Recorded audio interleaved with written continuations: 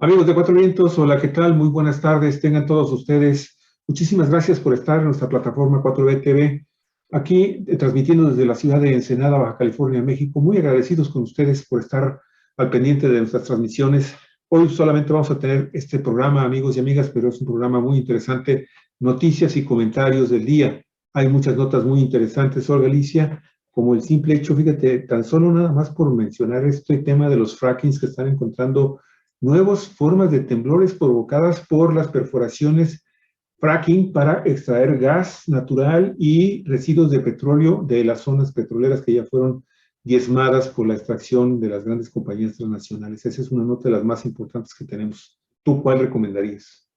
Justo esta, Javier, y precisamente porque el fracking, bueno, en esta nota de Rodrigo Ayala, se explica con mucha claridad, con mucha sencillez en qué consiste, y es un sistema que se está utilizando, un método que se está utilizando con graves daños a la ecología de los lugares donde se realiza, tanto para extraer petróleo como gas, pero también para la minería, Javier.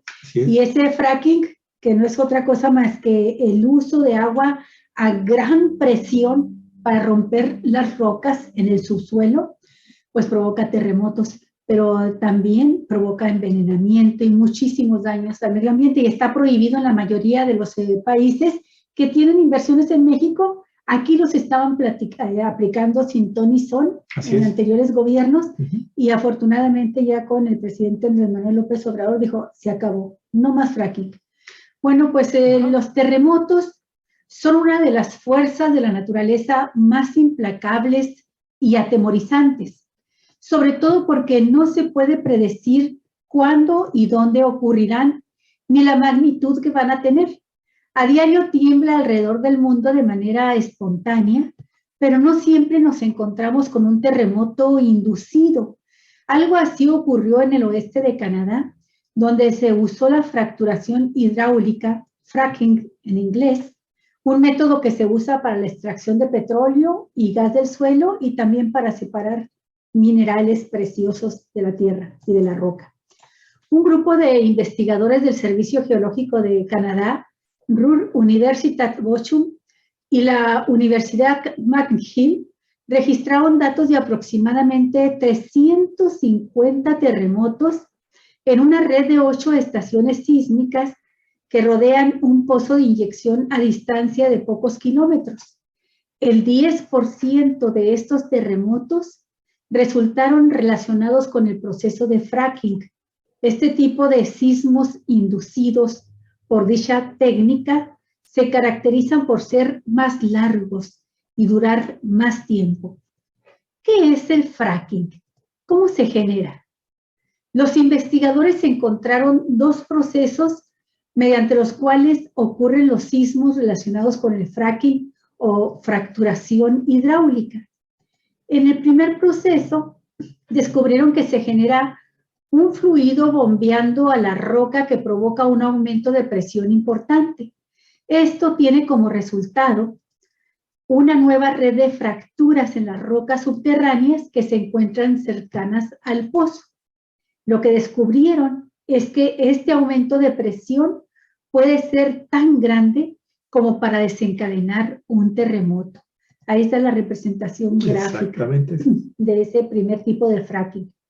El segundo tipo de proceso de fracking existe en un aumento de presión del fluido por la inyección en el subsuelo que provoca cambios de tensión elástica en todas las rocas circundantes. Esto también puede transmitirse a distancias más largas.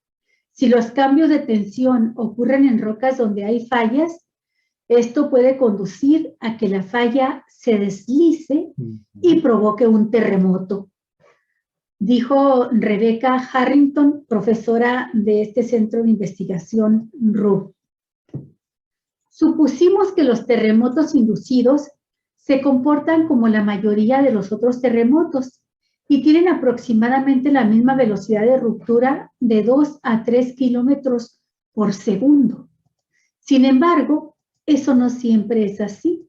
El temblor de un terremoto convencional de magnitud 1.5 grados en el conjunto de datos de los investigadores había cesado después de unos 7 segundos, mientras que un terremoto de la misma magnitud continuó temblando durante más tiempo, un terremoto producido por fracking.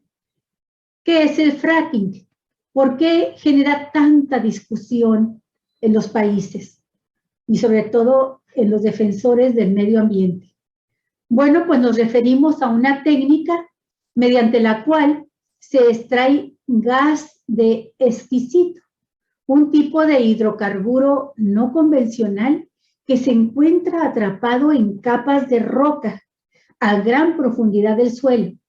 Y se trata de una técnica que parece algo nuevo, porque hasta recientemente, en los últimos años, escuchamos hablar de esto, pero fíjese que no es así, no es nuevo. En Inglaterra, por ejemplo, se lleva a cabo desde la década de 1950, pero con el avance de la tecnología y la perfección de la perforación horizontal, el fracking ha logrado mucha popularidad para explotar hidrocarburos no convencionales, poder extraer rápidamente esas riquezas del subsuelo. Esta técnica no ha estado exenta de polémica. El fracking genera protestas en los Estados Unidos, en Inglaterra, en Argentina, y está totalmente prohibido ya en Francia y en el estado de Nueva York.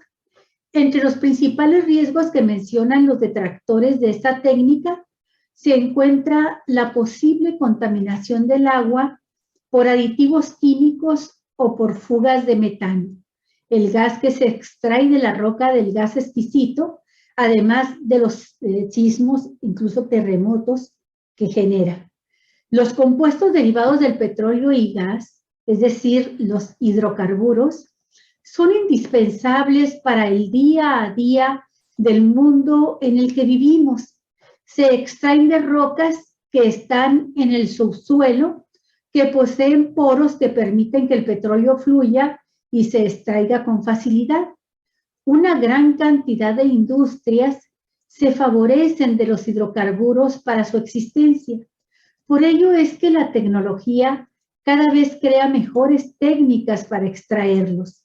Una de ellas es precisamente la del fracking, que estimula la extracción de hidrocarburos a través de fracturas artificiales de las rocas que terminan generando sismos de distintas escalas.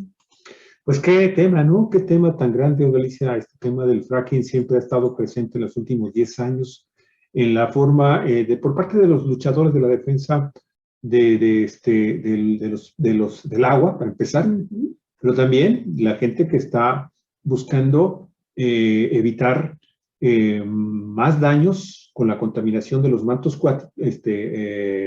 los mantos freáticos, pero también el tema de cómo esta ruptura artificial de estas grandes bóvedas en donde se almacenan los hidrocarburos está generando terremotos, están generando problemas, hundimientos de la superficie terrestre que han sido sumamente dañinas y que han provocado muchas demandas de carácter civil ante los gobiernos, fundamentalmente en los Estados Unidos. En Texas ha sido uno de los temas más recurrentes desde el punto de vista judicial. Y ahora lo que estamos haciendo es generando una serie de problemas todavía de carácter ambiental muy más graves, que qué bueno que hay grupos que se están dedicando a estar señalando que se está confirmando, que los terremotos se están desatando, duran más, son más intensos. Eso científicamente, el hecho de que estén comprobados nos debería de llevar una alerta a todos los demás ciudadanos del mundo para evitar, como sucede actualmente en México, ¿no? Para evitar que se perforen, que se hagan ese tipo de perforaciones relacionadas con la actividad de la extracción del petróleo y el gas natural. Así es, Javier. Y bueno, aquí en México hay que decirlo, usted sabe que el gabinete del presidente López Obrador pues está integrado por personas de muy diferente formación. Hay algunos que son de izquierda, defensores del medio ambiente, de las comunidades, pero hay otros que son de formación empresarial y estuvieron defendiendo hasta con uñas y dientes que se aplicara el fracking durante este sexenio, hasta que tuvo que salir en dos y una tercera y última ocasión el presidente López Obrador a decir no más fracking, porque todavía se permitió al principio del sexenio que se realizaran explotaciones con fracking que habían sido autorizados ya desde sexenios anteriores. Entonces ya no hay ninguna autorización nueva y se está frenando este tipo de explotación que hace muchísimo daño. Es muy contaminante y peligrosa. Bueno, y muy peligrosa. Y ahora peligrosa. Deja el suelo, las capas del suelo, de rocas, las placas tectónicas que le llaman, pues también las mueven, pero se mueven no con los movimientos normales que tiene la Tierra, sino con esta tecnología, y pues desatamos ahí un monstruo que un día nos puede dar un susto terrible, porque quedan muy fracturadas las rocas del subsuelo. Pues ahí estamos mostrando diferentes acciones de inconformidad en el continente latinoamericano fundamentalmente, ¿no? Este tema del fracking que les digo, han estado haciendo mucho ruido las organizaciones ambientales y parece ser que tienen una respuesta positiva por parte del gobierno de Andrés Manuel López Obrador, porque este es un tema que sin duda debe de estar también pero muy al pendiente en materia legislativa, no al fracking. No al fracking. Y bueno, hubo muchos periodistas en México que se opusieron al fracking y algunos de ellos que también entraron en otros temas delicados de denuncia, de corrupción, de denuncia de narcotráfico, pues sufrieron represalias, Javier. Y yo lo quiero relacionar no directamente con el fracking, pero sí con la situación peligrosa que tiene México para ejercer el periodismo.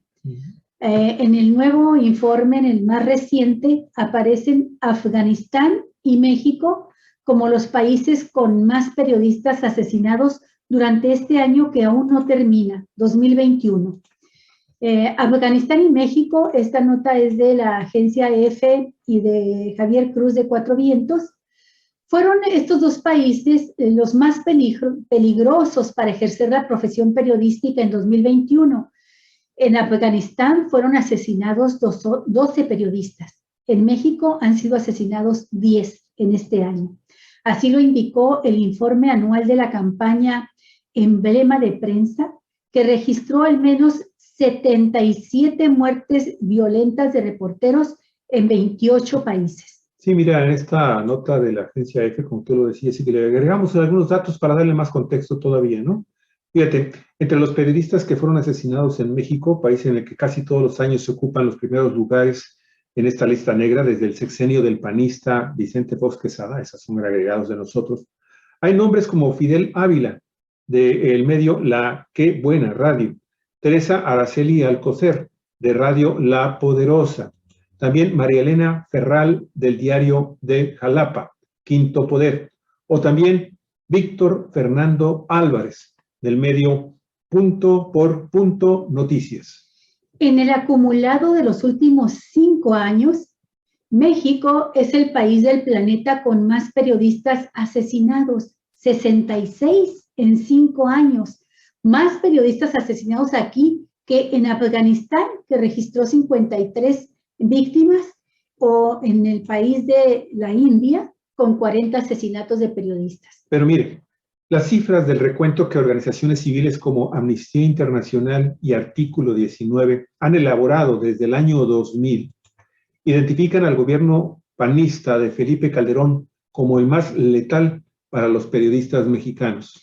De acuerdo con ambas organizaciones internacionales, durante el gobierno de Vicente Fox, 22 periodistas fueron asesinados, pero luego, con Felipe Calderón, la cifra fue más del doble, 48 periodistas víctimas de homicidio.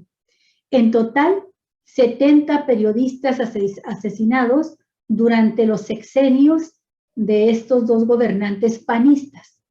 Con el priista Enrique Peña Nieto, otros 47 fueron asesinados, más o menos igual que Calderón.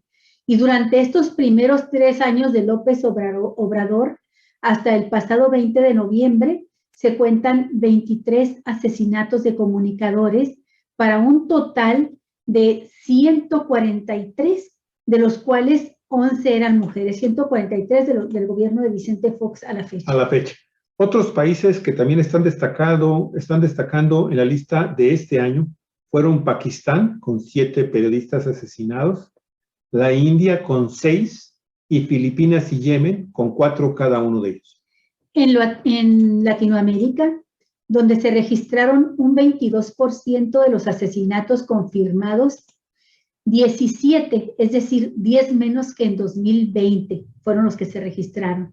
También murieron 2 reporteros en Brasil, otros tantos en Colombia, y al menos hubo una víctima mortal en Ecuador, otra en Guatemala y una más en Haití. Mire, más de la mitad de las muertes se produjeron en Asia, con 40 en total, mientras que en África hubo 14, 5 en Europa, y una en Norteamérica, el estadounidense Saraki Stoner, fundador del canal de YouTube SAC TV. El número de periodistas asesinados ha disminuido un 8% con respecto al mismo periodo del año pasado, lo que supone una ligera mejora, subrayó el secretario general del PEC, Blaise Lempen, quien señaló que el descenso de muertes en países latinoamericanos, exceptuando México, ha explicado en parte ese descenso. Y mire, más de un tercio de los periodistas asesinados este año, es decir, 29 de ellos, fallecieron en zonas de conflicto como Afganistán, Azerbaiyán, Burkina Faso, República Democrática del Congo, Etiopía, Palestina, Somalia, Siria o Yemen. En este grupo figuran los periodistas españoles David Beriain y Roberto Fraile, fallecidos en un ataque yihadista perpetrado el pasado mes de abril en Burkina Faso. Pues el tema, Olga Alicia, el tema está ahí. Este es un tema que a nosotros en lo particular, obviamente, pues nos duele mucho, pero hay que también que señalar que ¿por qué se está dando también desde Vicente Fox y que creció hasta estos últimos 3 años de gobierno de Andrés Manuel López Obrador a 143 asesinatos, Olga Alicia? Que de alguna forma te dan más o menos una idea de cómo está el problema, pero en esta lista no se incluyen los desaparecidos, que aquí en México hay ahorita como 5 o 6 casos de periodistas desaparecidos, que sí. no se conoce nada qué fue lo que está sucediendo con ellos. Obviamente no hay que descartar el hecho de que estén vivos, y eso es lo que uno quisiera, y lo desea uno de todo corazón.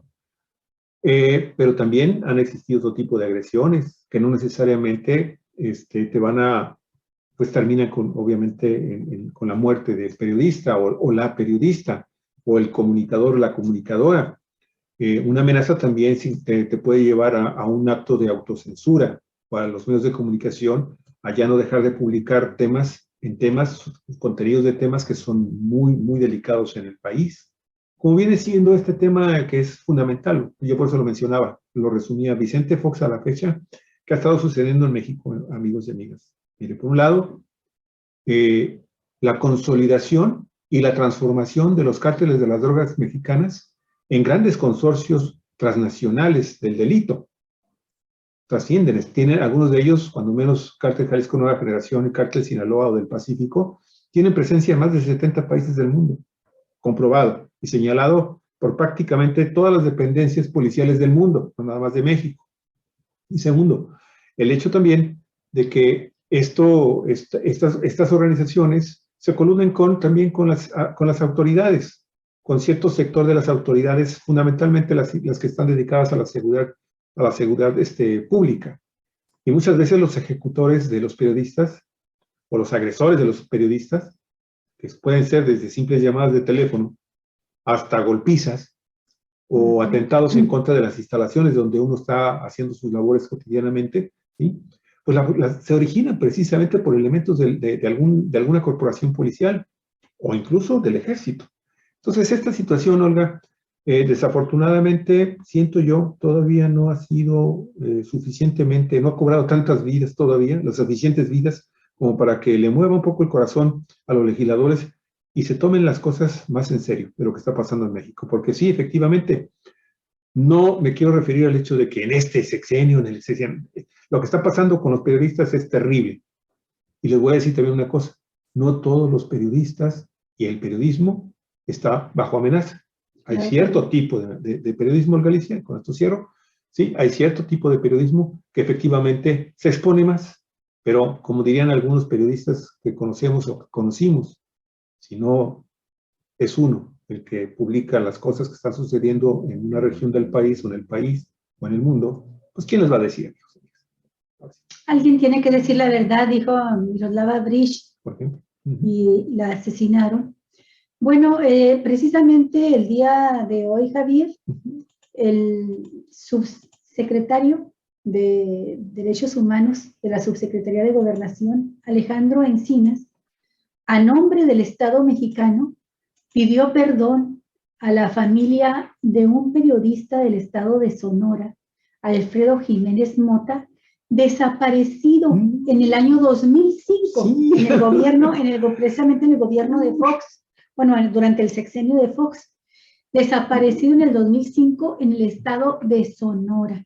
Y por supuesto, bueno, pues Alejandro Encinas comenta que este es un caso en el que queda claramente establecido que el periodista, que el Estado en primer lugar no pudo garantizar ni proteger la integridad del periodista Jiménez Mota, quien contribuyó al fortalecimiento del periodismo, la libertad de expresión y de las libertades en el estado de Sonora y en el país.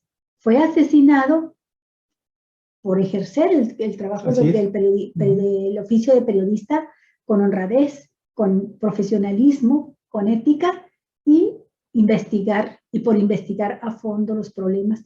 Ofrece una disculpa sincera a la familia y dice que lo hace pues en cumplimiento de la obligación que tiene el Estado mexicano de reconocer esta culpa. Pero fíjate, cuando sale Alejandro Encinas a pedir perdón a la familia de este periodista Alfredo Jiménez Mota, pues no falta quien lo interprete como si hubiese sido desaparecido por el gobierno actual. Y no, es un caso que viene desde 2005 y que la familia de Alfredo Jiménez pues llevó las denuncias a todas las instancias posibles, llegó hasta la Comisión Interamericana de Derechos Humanos y en marzo de 2009, fíjate, se pronunció esta organización pues porque el Estado pidiera la disculpa a la familia y se reparara en parte el daño. No se cumplió con esta petición y finalmente este cumplimiento lo hace ahora Alejandro Encinas a nombre del Estado mexicano. Desde pues sí, 2005. Pues sí, fíjate que acabo de pasar precisamente un gráfico que durante el gobierno del chihuahuense Javier Corral, 15 asesinatos de periodistas en 6 años en el estado de Chihuahua.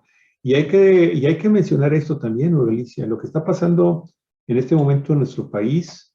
Originalmente como que estaban muy identificados ciertos estados en donde la presencia de la delincuencia organizada era muy fuerte, ¿no?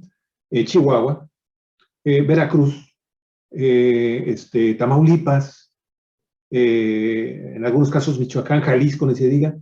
Y ahora prácticamente en toda la geografía nacional estás encontrando este tipo de casos, este tipo de agresiones, que no nada más se refieren, como lo comentaba, ¿no?, a los asesinatos.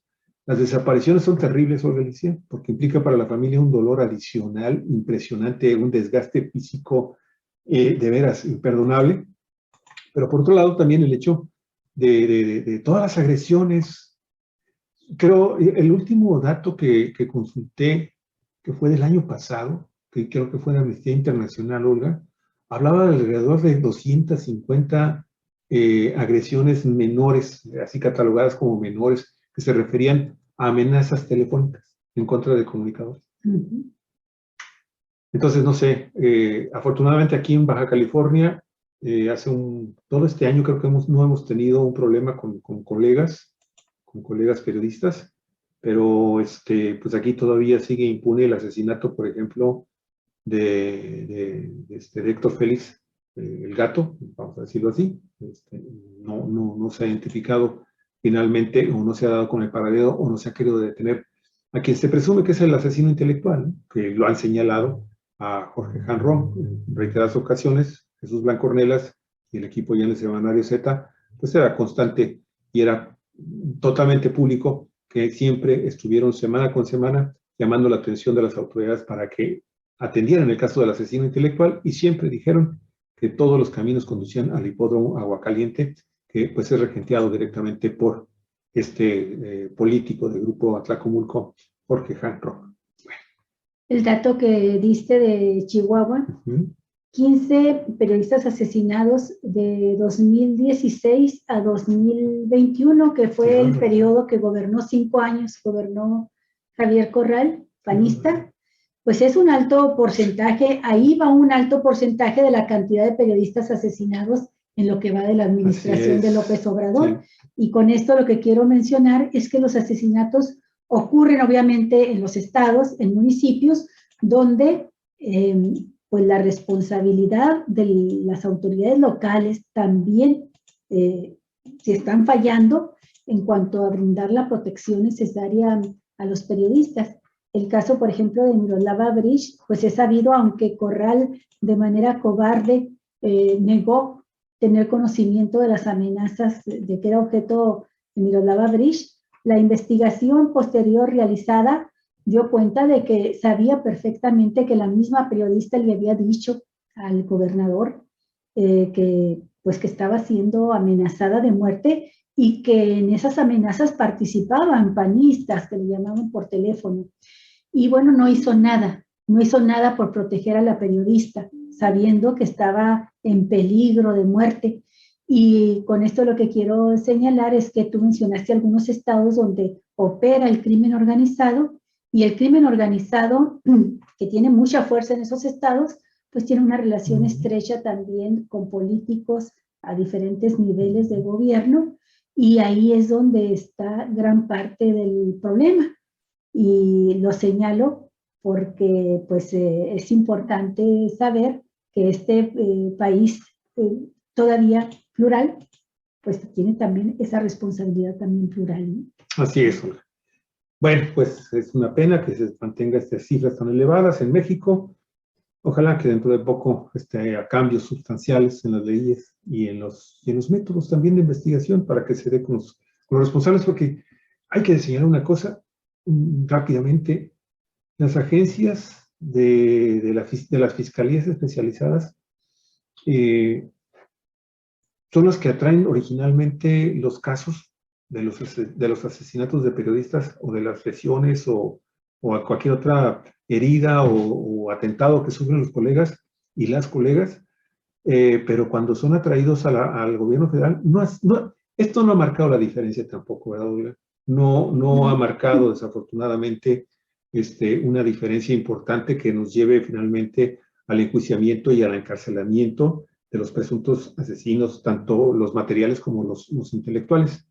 Y otra cosa que también sería cosa muy interesante que también lo ventilaran, o que le dieran transparencia al tema de este mecanismo de protección a periodistas y defensores de derechos en México, que hasta donde sabemos les han ido quitando recursos, de por sí que eran muy pocos, y la verdad es que el mecanismo ha dejado también mucho que desear, aún en esta administración federal de Andrés Manuel López Obrador. Sí, de hecho, el mecanismo de protección a periodistas y defensores de derechos humanos, que depende precisamente de Gobernación, existía, pero no tenía presupuesto. No tenía uñas. Cuando entra el gobierno de López Obrador, les empiezan a dar presupuesto, sí. Y es poco, pero estaba nada más el mecanismo con Campa Cifrián, que era el titular, sí.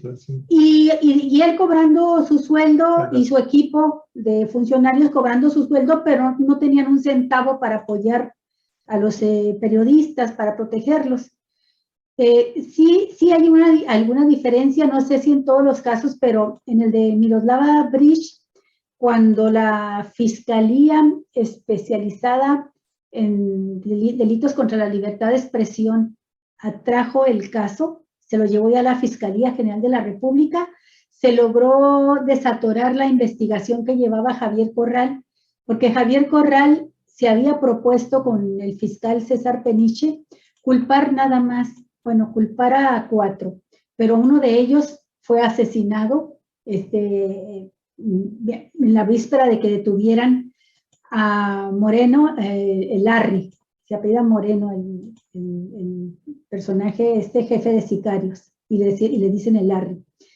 Y luego, otro de ellos está prófugo y hay muchos elementos para pensar que la propia fiscalía, agente del gobierno de Corral, lo dejó ir. Es ahijado del jefe del cártel de los Salazar.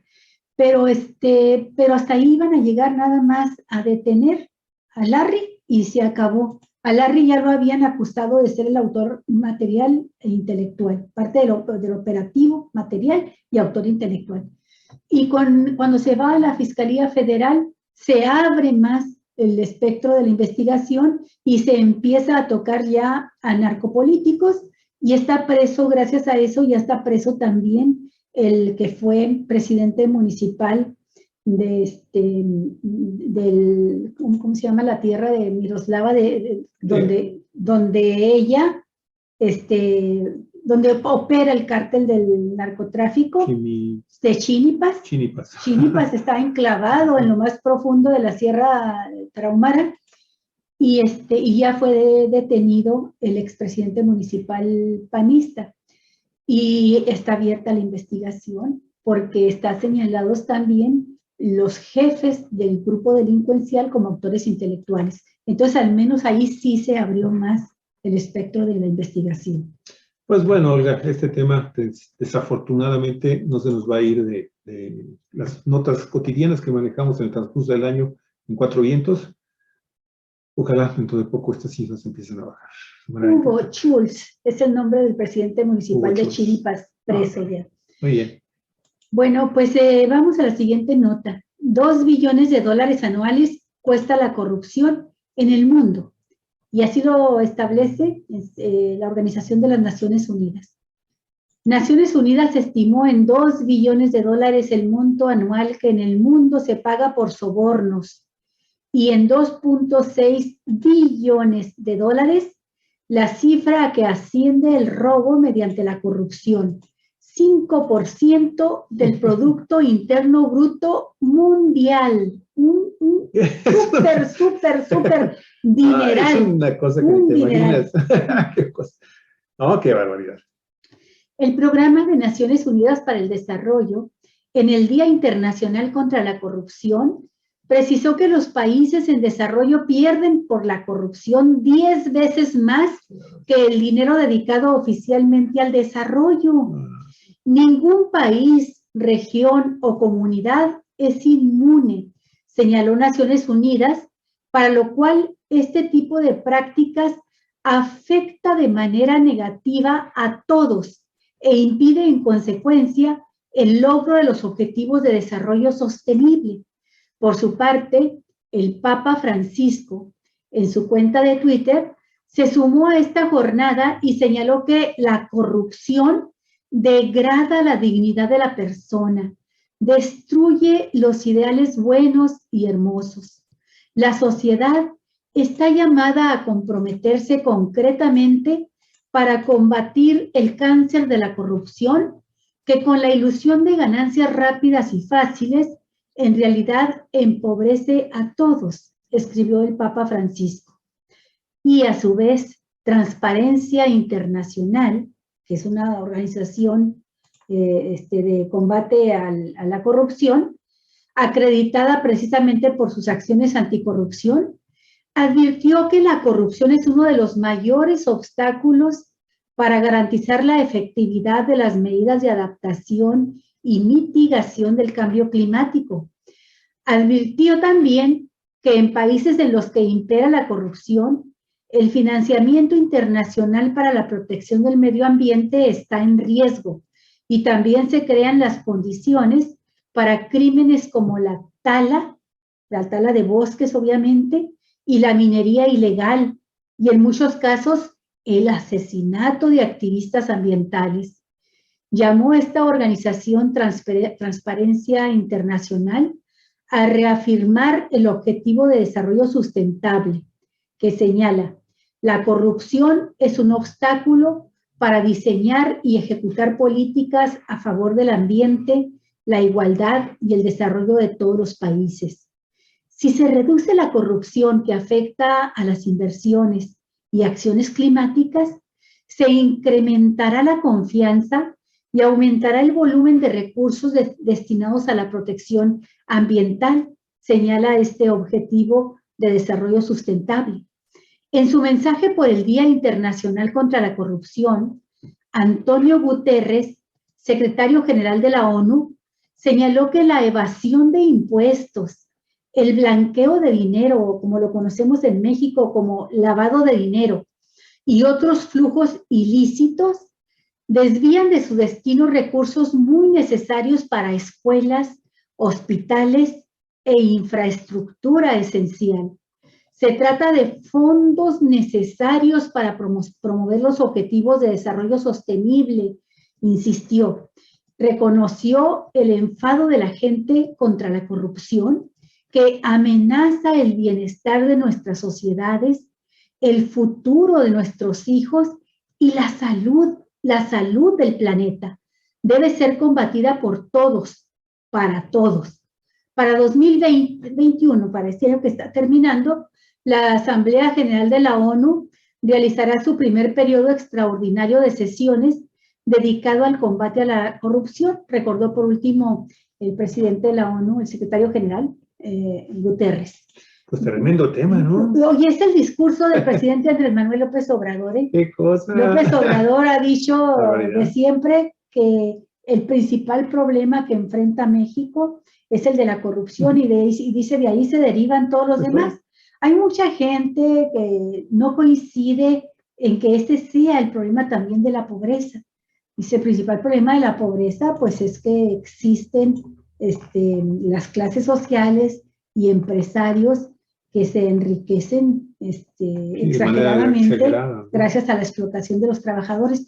Pero lo cierto es que cada vez se vuelve más fuerte la convicción de que independientemente del sistema que esté gobernando, socialista, socialdemócrata, neoliberal, el problema principal es la corrupción y que se agudiza con las prácticas de gobiernos neoliberales. Sí, y desafortunadamente ese es el gran problema del mundo, porque estamos viendo que no es un fenómeno nada más de nuestro país. Bueno, el estar siempre colocados en los primeros lugares de corrupción, casi siempre nos ubican casi todos los índices y todos los estudios y análisis que se realizan sobre el tema de la corrupción en México, en el mundo, siempre nos ubican entre los primeros 50 países del planeta, como de los más corruptos, a veces ocupando el número 30 y tantos, a veces el 20 y tantos, pero siempre estamos ahí. Es precisamente una severa crisis que provoca la desigualdad, siento yo también, ¿no, Alicia? La desigualdad en el manejo de la riqueza, los modelos de desarrollo que privilegian muchas veces la astucia desde el punto de vista de la capacidad que tienes o lo creativo que puede hacer para generar vías de acceso a ingresos mal habidos, y la enorme impunidad. Yo creo que si nos vamos al tema también de la impunidad, vamos a ver márgenes muy similares. A tal cantidad de corrupción, también tal cantidad de impunidad. Son hermanas gemelas. Así es, son las mellizas y son la madre prácticamente de todos los males que aquejan a la humanidad. Y eso, mientras alguien le imponga sus intereses al otro y actúe de una manera totalmente deshonesta, haciendo todo lo que ilegalmente puede hacer para hacerse de recursos, pues estas casas no van, esos temas no van a desaparecer del conjunto de la humanidad, ¿eh? No nada más, sí, insisto, no es un solo tema de nuestro país. México está conformado, está totalmente integrado a un sistema que permite este tipo de grandes fortunas amasadas en actos totalmente corruptos o ilegales. Sí. Bueno, y a propósito de corrupción y de lucha contra la corrupción, pues hasta hace poco titular de la Unidad de Investigación Financiera, Santiago Nieto, y quien ha sido un personaje que en esta semana lo han hecho objeto, junto con el fiscal Germanero, de señalamientos por lo menos de conductas irregulares en el manejo de sus recursos, de su patrimonio. Pues una vez más sale a dar la cara y dice ahora, y se lo dice a la agencia EFE, que ya se puso en contacto Santiago Nieto Castillo con la Secretaría de la Función Pública encabezada por Roberto Salcedo Aquino, con el objetivo de presentar su declaración de conclusión del encargo. Hay que recordar que él presentó su renuncia y el presidente aceptó su renuncia después del escándalo que se desató con su boda, que es realizada en Guatemala. En Guatemala, así es. Dice, me he puesto hoy en contacto con el secretario de la Función Pública para presentar mi declaración de conclusión de encargo, y ahí se encuentran contemplados, como están desde la declaración de modificación patrimonial, los 3 créditos hipotecarios, incluyendo el que tengo con mi esposa de forma mancomunada, detalló en entrevista con medios de comunicación en el Senado de la República. Oye, nada más hay que subrayar esto para el posterior análisis sobre eso. Mis 3 créditos hipotecarios. Sí. ¿Ok? Que eso forma parte de una deuda. Sí. ¿Ok? Ok, adelante. Perdón. Sí, él dijo, no tengo bienes, tengo deudas. Así es. Bueno, tiene bienes adquiridos mediante créditos, ¿verdad? Después de asistir a un foro organizado con motivo del Día Internacional contra la Corrupción, el exfuncionario federal destacó que, como dijo el presidente Andrés Manuel López Obrador, es importante primero dar la cara y actuar en congruencia de los principios de la Cuarta Transformación. Los periodistas abordaron a Santiago Nieto al término del evento para realizarle diversos cuestionamientos, entre ellos su respuesta a las declaraciones que hizo ayer el presidente López Obrador, en las que pidió a la Secretaría de la Función Pública indagar el patrimonio de Santiago Nieto, ya que el periódico Reforma reveló el lunes pasado que la Fiscalía General de la República lo investiga por presunto enriquecimiento ilícito. Hay que decir que esta respuesta la dio el presidente a pregunta expresa de los periodistas que estaban en la conferencia matutina de qué piensa de los casos de Santiago Nieto y de Germanero señalados por manejo irregular, dicen estos reportajes de Reforma y del periódico El Universal, de sus patrimonios, de su riqueza. Y dijo el presidente, pues tan sencillo, que se investigue y que ellos salgan, que den la cara, tienen que salir a decir, a explicar. De acuerdo con lo publicado por ese medio, por el periódico Reforma, Santiago Nieto habría acumulado 4 propiedades y un coche de lujo cuando estaba en la unidad de inteligencia financiera de 2018 a 2021.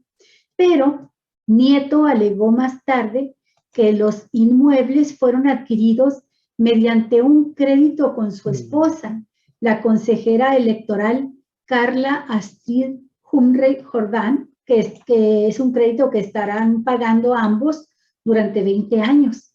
Por ello, el también licenciado en Derecho, Santiago Nieto, reiteró hoy que se puso en contacto con el secretario de la Función Pública para efecto de ponerse a su disposición y, por supuesto, dijo, para aclarar lo que ya se encuentra reportado ante el SAT y ante la Secretaría de Hacienda.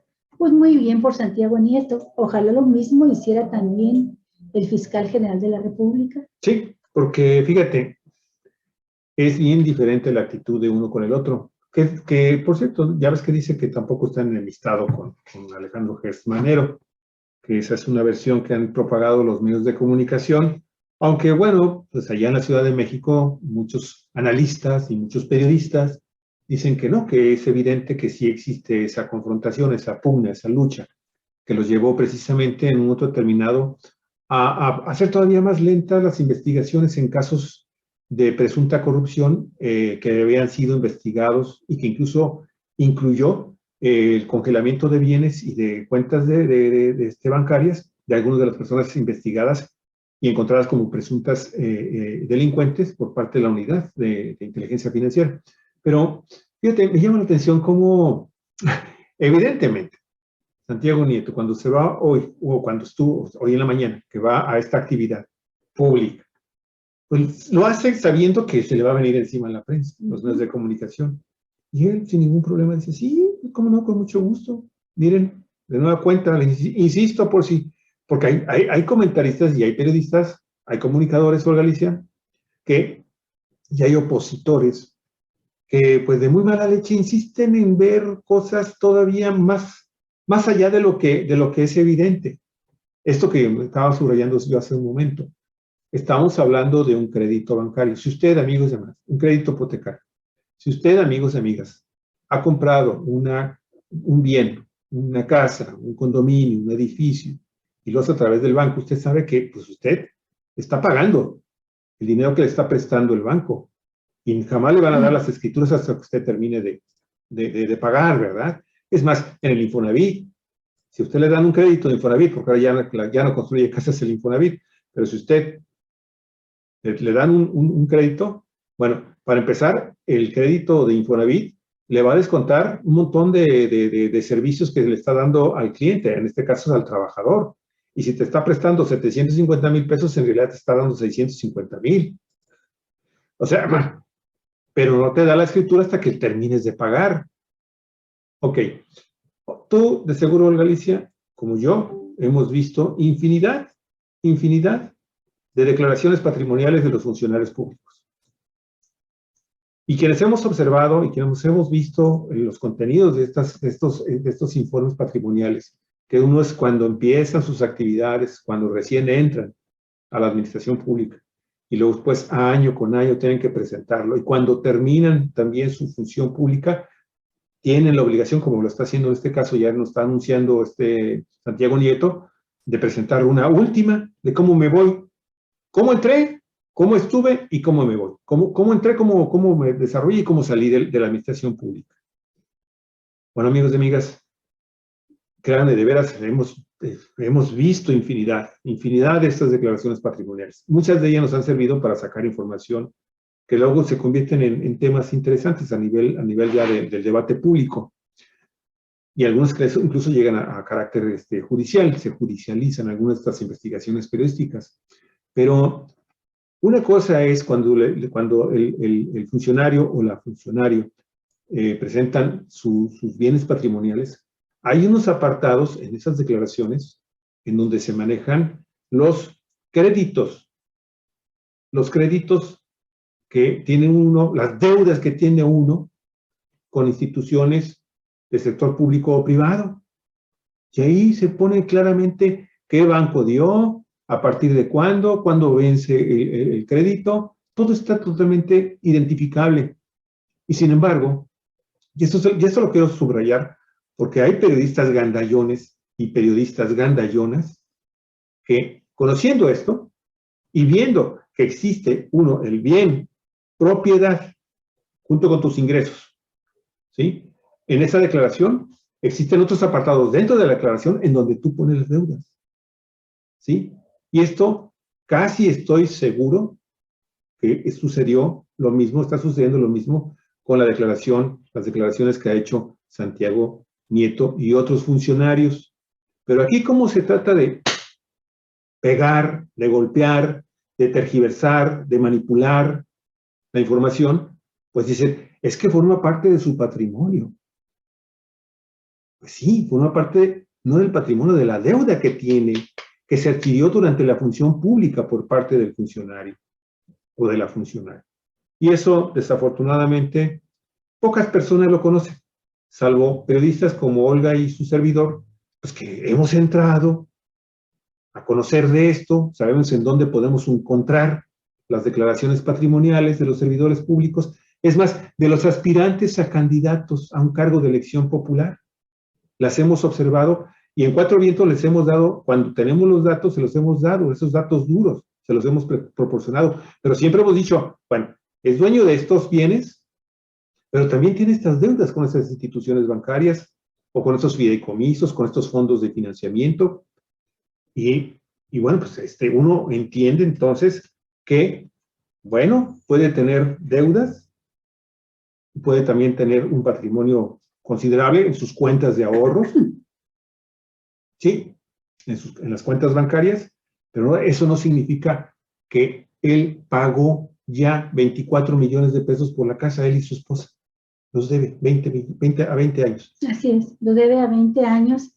Y bueno, es muy escandalosa la manera en que se presenta la publicidad, los reportajes sobre las propiedades de Santiago Nieto. Estoy leyendo, por ejemplo, esta parte de un reportaje que lo reproduce Infobae, en el que señala, por ejemplo, que es dueño de una casa en Querétaro. Santiago Nieto es originario de Querétaro, pero es una casa de 1.800.000 pesos. Ojalá y me pase el tip para comprar algo así yo, ¿no? Porque están las casas aquí en Ensenada, cualquier casa que vaya a comprarse de 12 o 3 recámaras le cuesta más de 2 millones de pesos. Pueden costarle 3, 4 millones de pesos, incluso departamentos.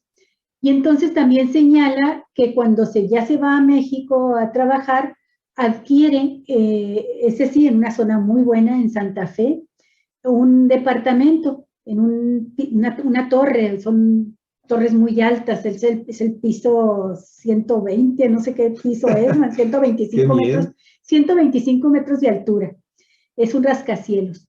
Y ahí compra el 25 de junio de 2019, hace un contrato para comprar un departamento. Pero fíjate, estando en Santa Fe, un lugar de lujo, Javier, este departamento tiene un valor de 8.200.000 pesos. ¿Y los pagó en efectivo o todavía también es otro de los créditos? Son créditos. Y esos departamentos, me pongo a pensar lo que cuestan aquí, lo que cuestan en Mazatlán, lo que cuestan en Cancún. Ahí se alcanza a ver. Ahí está, 8.2 millones el departamento. La adquisición más cara y la más reciente es la que hicieron ya juntando los ingresos de ambos, de él y de su esposa. Hay que decir que los ingresos de ellos son altos porque este tipo de funcionarios como Santiago Nieto ganan menos que el presidente, pero cualquier cosa menos que el presidente. Y la consejera del consejo, ¿cómo se llama? Consejo electoral del Instituto Nacional Electoral. Del Instituto, gracias Javier, el Instituto Nacional Electoral, pues ahí los consejeros ganan muchísimo más que el presidente de la República. Entonces, sumando los dos ingresos, se echan una deuda que es la más grande por 24 millones de pesos pagaderos a 20 años. Y se compran esa casa, que es una casa grande, me imagino que todavía piensan tener familia, porque sí, es una casa o tienen familia, porque vienen de matrimonios separados, sí, de otras relaciones anteriores. Es una casa que creo que tiene 4 recámaras, 2 baños, no sé, es una casa pues se ve impresionante, se ve muy grande. Sí, y esa es la que más le han criticado, pero, repito, es a través de un crédito bancario con capacidad adquisitiva, con ingresos de ambos que pueden permitirse pagarla. Seguramente, pues es un costo muy grande el que van a pagar por su vivienda, pero bueno, tienen el ingreso para demostrarlo. Y me da gusto que Santiago Nieto lo esté planteando en esos términos, que diga que así está declarado en sus bienes patrimoniales, que así lo tiene declarado en el SAT. El salario mensual que tenía Santiago Nieto en su primera declaración ante Hacienda eran 107,000 pesos. ¿Sí?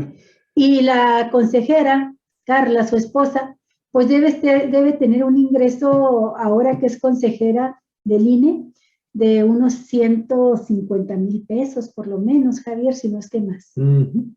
Pues eso te da, amigos y amigas, si usted ha estado en un momento de su vida, ha tenido al menos la curiosidad de ver cuánto tendría usted que ganar para tener un acceso a un crédito bancario por una casa de, no sé, 3, 4 millones de pesos, ¿eh?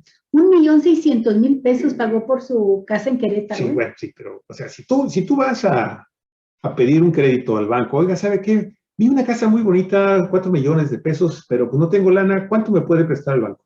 Te hacen el estudio y te dicen, pues mire, le podemos prestar el crédito, pero pues hay que pagar lo que usted tiene que pagar mensualmente al ser más o menos por un crédito de esa naturaleza, no te piden, no te exigen cuando menos unos 65, 70 mil pesos de ingresos al mes. Sí. Más o menos, más o menos. Sí. Y tú dices, híjole, pues no, pues ni que yo fuera director de algo, ¿no? Ni que fuera funcionario de gobierno, pues o consejero del INE. Entonces de inmediato el ejecutivo del banco te va a decir, bueno, ¿su esposa trabaja? ¿Y su hijo trabaja? Pues sí, ¿cuánto ganan? Pues que ganan tanto. Ah, pues mire, ya entre todos se acumulan los 3 o 4. Pues sí, acumulan apenas tantito, 61,000 pesos, sale, va. Es así como un crédito bancario, así se maneja, amigos y amigas.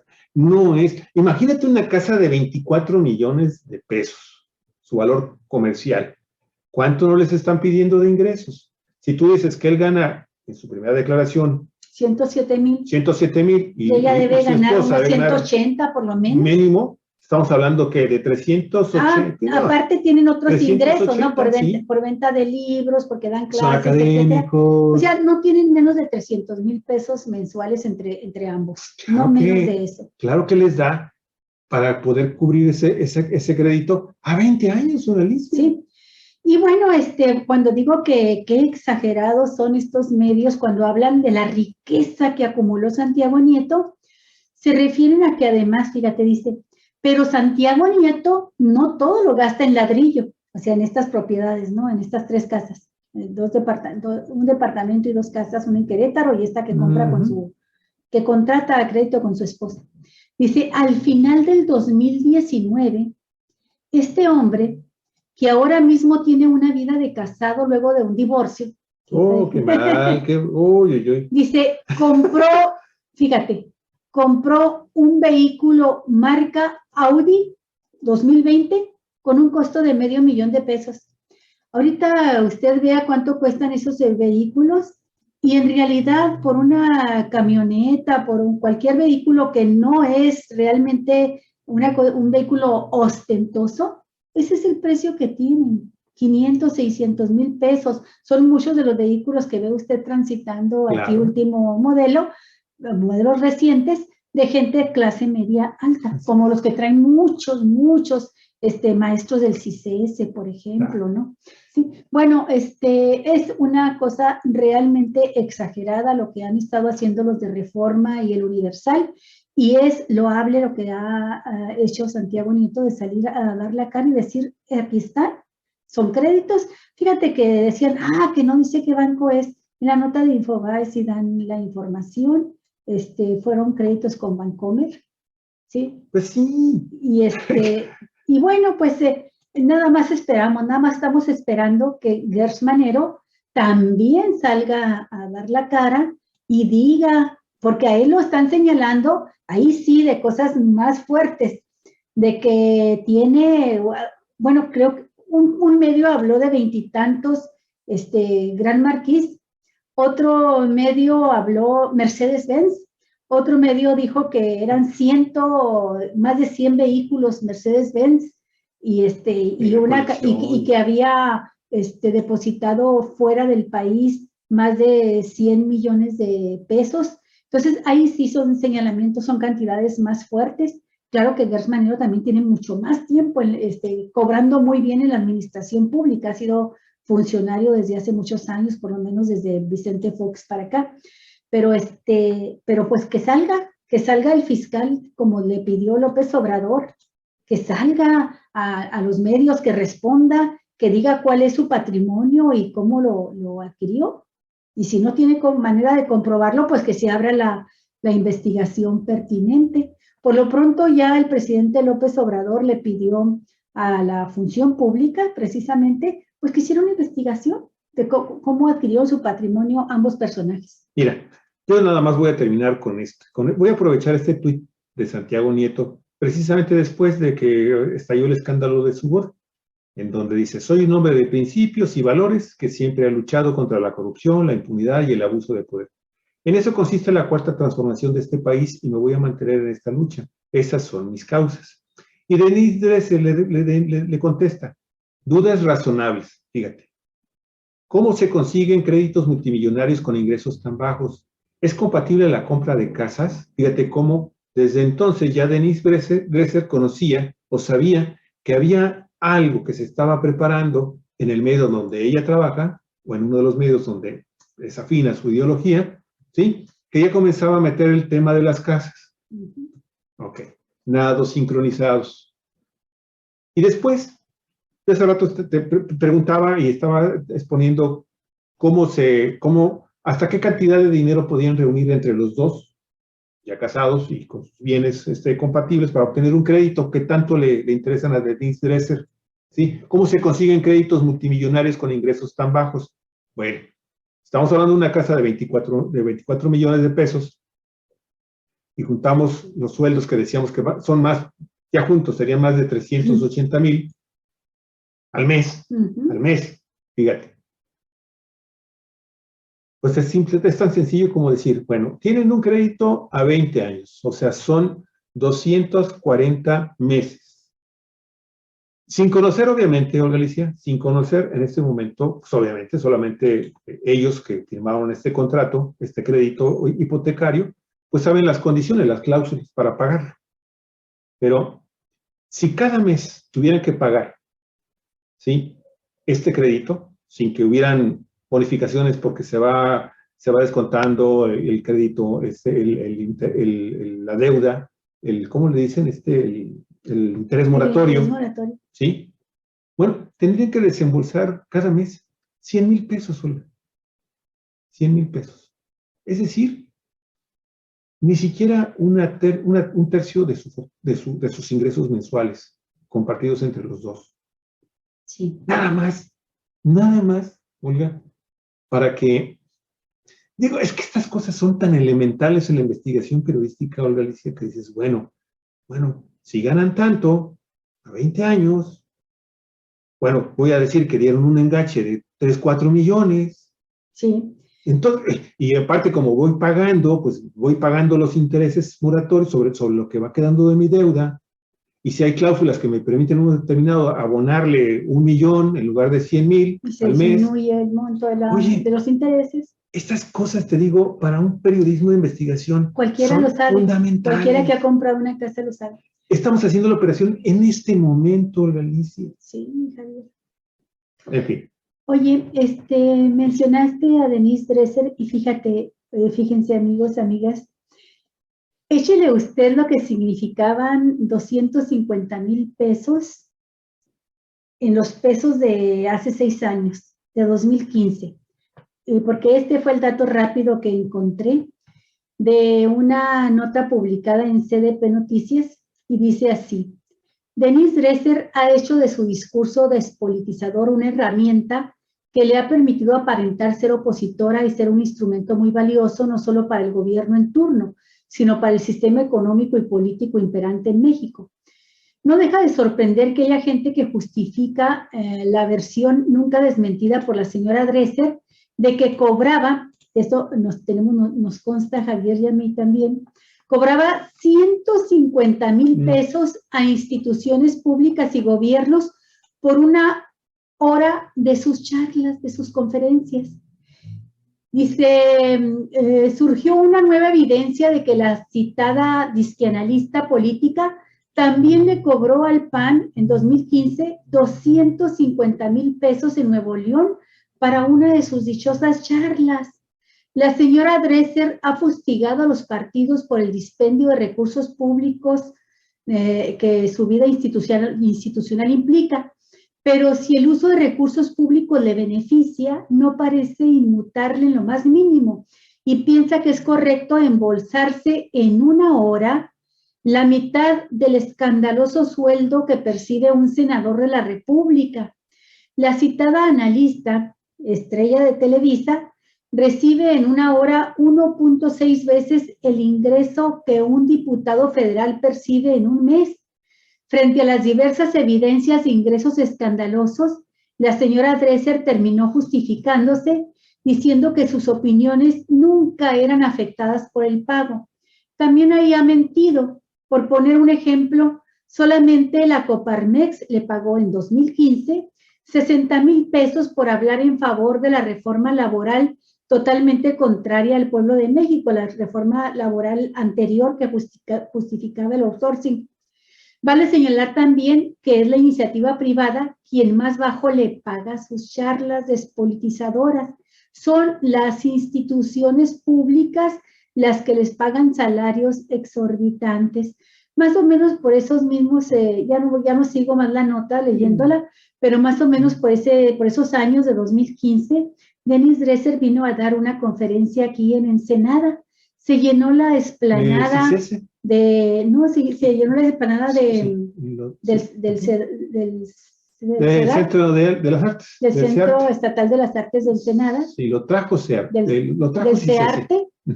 Sí, la contrató CICESE y no sé si otras instituciones también. El caso es que ahí nos enteramos, a mí me llamó muchísimo la atención que esta intelectual vino a decir que ella estaba dedicando su vida a empoderar a los ciudadanos y ciudadanas, como si fuera una misión, ¿verdad? Que se impuso a sí misma de recorrer el país para llevar su voz rebelde y a enseñarle a los ciudadanos a ser más críticos, a ser más antipriistas. Ella se definió, nunca dijo que fuera antipanista, siempre se definió como antipriista. Pero después de que dijo que se dedicaba a empoderar a los ciudadanos, nos dimos cuenta que le cobraba muy bien por ese empoderamiento. Ella pide trato de lujo cuando se traslada a un lugar como Baja California, en este caso a Ensenada, pide los mejores hoteles, las mejores comidas, una serie de requisitos como los que piden los artistas estrafalarios, y luego termina cobrando, en aquel tiempo nos dimos cuenta que cobró $60,000 pesos al CICESE por la plática que dio, por la charla que dio ahí en la explanada del CEARTE. Y bueno, pues qué fácil es así dedicarse a empoderar ciudadanos, ¿verdad? Cuando se gana un dineral por cada palabra que se pronuncia, ¿no? Claro, así está el tema, Galicia. Bueno, vamos a la siguiente nota. La Biden discrimina autos eléctricos hechos en México, Galicia. Así es. La relación entre México y Estados Unidos con respecto a la industria automotriz está al borde de impactarse por una iniciativa legislativa que, en caso de que se apruebe, afectará la aportación mexicana de vehículos eléctricos, la exportación mexicana de vehículos eléctricos. Un factor que se sumaría a la crisis que ya atraviesa el sector por la escasez mundial de semiconductores. Así es. De acuerdo con Dulce Olvera, del portal Sin Embargo, México ha optado por ensamblar este tipo de vehículos y desde noviembre del año 2020, fíjense usted, amigos y amigas, la planta de Ford en Cuautitlán Izcalli, en el Estado de México, fabrica el auto eléctrico Mustang Mach-E. Y en abril de este año, General Motors anunció que está invirtiendo ya $1,000 millones para fabricar desde el año 2023 autos eléctricos y baterías en su complejo de Ramos Arizpe en Coahuila. Sin embargo, el gobierno de Biden busca dar hasta $12,500 de estímulos fiscales para adquirir automóviles eléctricos siempre y cuando sean fabricados en territorio estadounidense con mano sindicalizada. Se trata de una iniciativa que se va a discutir en el Senado de Estados Unidos la próxima semana y que, a decir de la Secretaría de Economía y la Industria, va a discriminar y pone en desventaja a los exportadores mexicanos de estos vehículos eléctricos y otras futuras inversiones, lo que a su vez viola obviamente el contenido del tratado comercial de Norteamérica, Estados Unidos, Canadá y México, así como los acuerdos de la Organización Mundial del Comercio, conocida como OMC. No veo una guerra comercial como tal, ni esperamos que así sea, dijo el presidente de la Asociación Mexicana de la Industria Automotriz, José Sosaya. Pero, dice, los gobiernos deben incentivar el cambio a esta nueva tecnología y motivar la compra con este tipo de estímulos. Sin embargo, lo que no es bueno es que incentive la compra solo de aquellos vehículos fabricados en Estados Unidos. Ahí es donde está la discriminación. Mire, el sector automotriz es clave para la economía mexicana. Representa cerca del 4% del Producto Interno Bruto del país, más del 25% de las exportaciones, así como 1 millón de empleos directos y el 13.3% de la inversión extranjera directa en México. Olga, así está el tema.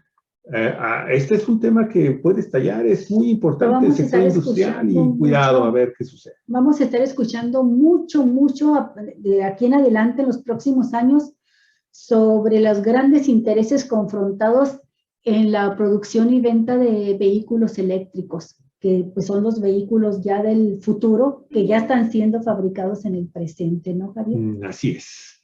Bueno, mira, vamos a ir a la siguiente nota, la número 6, y tiene que ver con algo que Contralínea y, por ejemplo, hay otros medios de comunicación han estado dándole difusión, desafortunadamente no son muchos, pero que tiene que ver con lo que está ocurriendo con las comunidades indígenas zoques allá en el estado de Chiapas.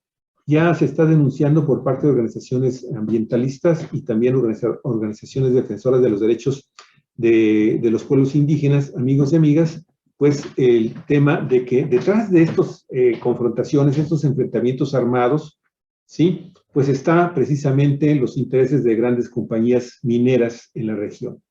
Dice así la siguiente nota de Contralínea.